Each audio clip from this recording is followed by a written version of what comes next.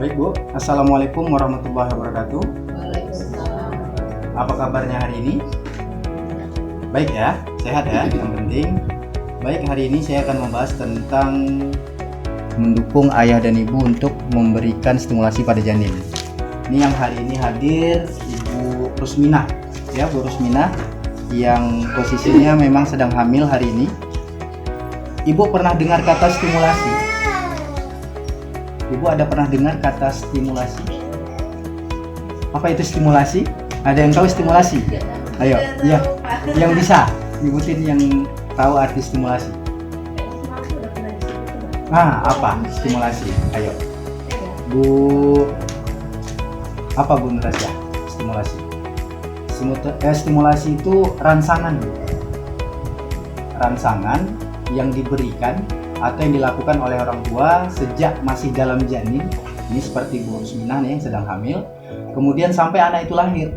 Sekarang ini kita masuk dalam kondisi darurat tentang stunting. Stunting itu apa? Stunting itu pertumbuhan anak yang tidak normal atau kerdil, atau tingkat pertumbuhannya dengan usianya tidak berkembang, tidak bertumbuh dengan baik. Itu yang dibilang stunting. Nah, penyebab pertama itu dalam stunting itu di 1000 hari HPK. Ada yang tahu 1000 hari HPK?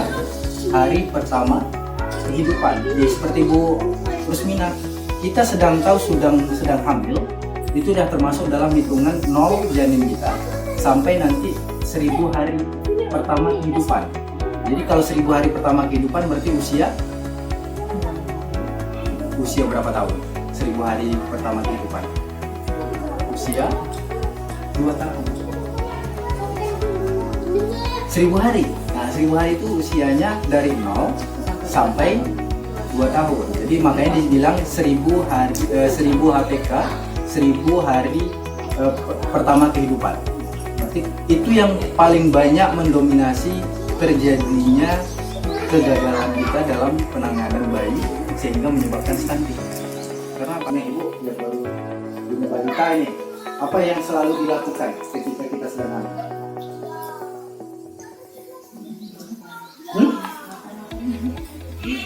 Itu makan makanan yang bergizi, itu yang pertama. Kemudian apa lagi? Itu kan dalam bentuk pemenuhan kesehatan ibu yang sedang hamil dan juga untuk janin yang berada dalam kandungan. Nah, sekarang saya bilang kan stimulasi itu rangsangan yang dilakukan oleh orang tua terhadap ibu yang sedang hamil. Ya. Rangsangan dalam stimulasi itu ada 3 jenis. Yang pertama itu dengan suara ya dibacakan, ya kan Bu? Ibu harus rajin nih. Kita kadang mungkin Ibu Rusminah yang sedang hamil sekarang ya rajin aja membaca buku mungkin atau mengaji bersalawat atau apa. Itu sangat butuh karena itu rangsangan. Karena apa gunanya kita mendengar bilang itu rangsangan dalam bentuk suara? Karena janin kita butuh yang seperti itu. Karena dia mendengar, menerima rangsangan. Karena itu untuk perkembangan otaknya. Kemudian ada rangsangan dalam bentuk sentuhan. Dilus-lus juga ya. Dilus-lus. Ya nggak apa-apa ngomong sambil dilus-lus, ngomong sendiri juga nggak apa-apa. Karena ini termasuk dalam 1000 HPK tadi. Ini yang kadang jarang kita lakukan. Karena apa? Kebanyakan kegagalan kita dari sana. Dari 1000 hari. Kalau ini itu paling sekitar 7 bulanan ke atas ya kan? Karena bayi itu sudah aktif. Ya, jadi dia ada semester pertama, ada semester kedua, ada semester ketiga yang perlu kita lakukan stimulasi itu. Jadi stimulasi itu ya mungkin di semester pertama ya kita butuh lulusan aja mungkin. Kemudian ada stimulasi itu yang ketiga, cahaya. Ya nggak apa-apa Ibu mungkin sambil melakukan aktivitas ya mungkin tak berjemur dengan matahari. Atau orang tua si ayah mungkin membawa senter nih, dia di senter saja dan nggak apa-apa karena itu rangsangan.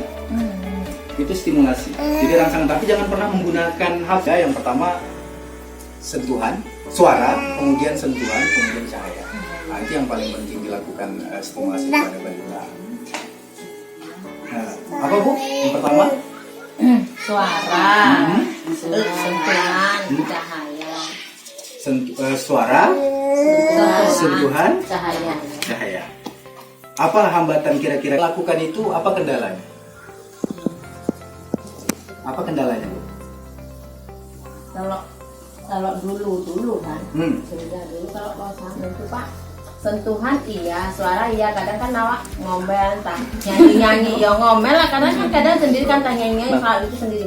Tapi kok cahaya kayaknya aku nggak pernah lah. Kan entah disensor gitu kan Pak, kayaknya nggak pernah lah kami lakukan, karena pun memang nggak pernah ada penyuluhan. Jadi kalau yang elusan sama suara itu bukan karena penyuluhan, ya refleksi keinginan kita aja gitu. Contohnya lah kadang kayak ibu itu kan megahkan kita elus sendiri, megah gitu kan. Nah itu kan bukan karena penyuluhan, ya memang karena kita mau ngelus. Karena memang mau ngelus ya, bukan karena penyuluhan. Bukan karena itu dari dinas kesehatan.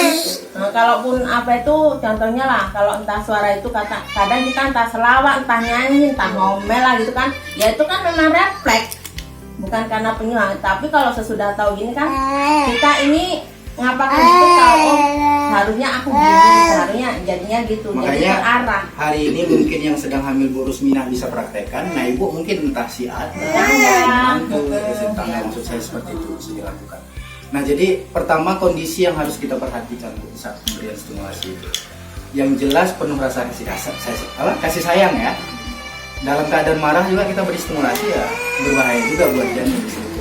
Jadi yang paling penting itu selalu berkata dengan baik, lakukan itu penuh dengan rasa kasih sayang tentunya, jangan terburu-buru, tidak perlu ada pemaksaan, dan ibu harus bisa bekerja sama dengan orang tua si bapak, itu yang paling penting. Nah stimulasi ini yang sekarang ini banyak yang kita lupakan, jadi tidak terarah karena penyuluhan kita sekarang ini dari tenaga-tenaga kesehatan kurang penyampaian yang seperti itu.